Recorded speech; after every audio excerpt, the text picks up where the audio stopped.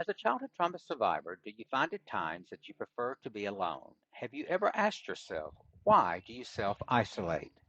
Self isolation is a typical result of childhood trauma, and it's one of the things I still battle with, even after years of therapy. Hi, this is Kurt B. Ellis, an author who self publishes with Amazon's Kindle Direct Publishing. Stay tuned and let me share how I deal with urges to self isolate. My biggest reason for self-isolation was learning early on that I had to depend on myself. Being repeatedly lied to and continuously manipulated by my abusers, I developed deep trust issues as a child. Everything came at a price. I learned to trust no one. I was constantly dealing with the embarrassment and shame associated with sexual abuse, so I would not confide in anyone. What if they exploited me too? I withdrew into my introverted world, avoiding toxic relationships to protect myself. I would not let others in. Keeping to myself, I kept limited supposed friends at arm's length with distance, coldness, and detachment. I also became hypervigilant of situations that could potentially bring me harm. I was always avoidant of my trauma triggers. My emotional distress with crowds led me to lack the development of healthy relationships in any form of solid social network. Through adolescence and into my early 20s, my fear got the best of me. As an adult, I developed my own system of protection. Don't get too close to anyone and don't share your innermost thoughts and secrets. I kept friends, colleagues, and coworkers at a distance. My first marriage was a failure. We had huge communication issues.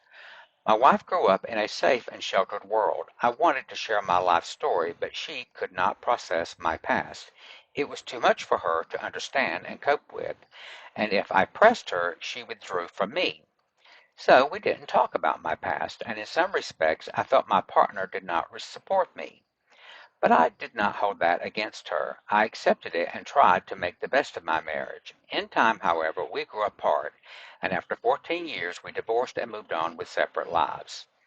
In my second marriage, I have been able to share with my husband. He is more accepting and understanding of my past, but struggles with some hard details. He tells me it pains him to hear these terrible parts of my past. But at least I now have someone to confide in and open up to, even if the facts are sometimes limited. I've learned over my lifetime that having trusted friends and developing a social network outside of family and marriage is essential. We are social beings. We all need to be and to feel connected to others. Being antisocial is quite unhealthy. So recently, I have been making a concerted effort to go out and socialize more often.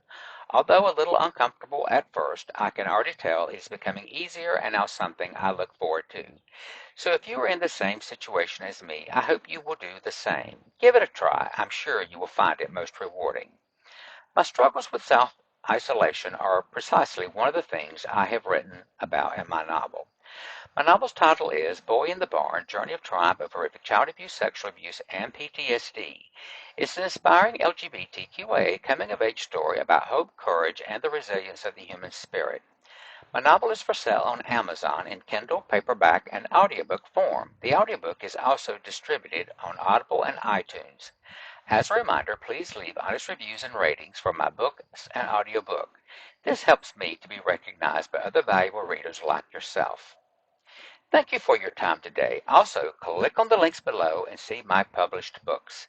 Like my video, hit the subscribe button and give me a thumbs up. And don't forget that your feedback is always greatly valued and much appreciated. I enjoy hearing from you, so please leave your comments below and I will respond as soon as possible. Have a wonderful day.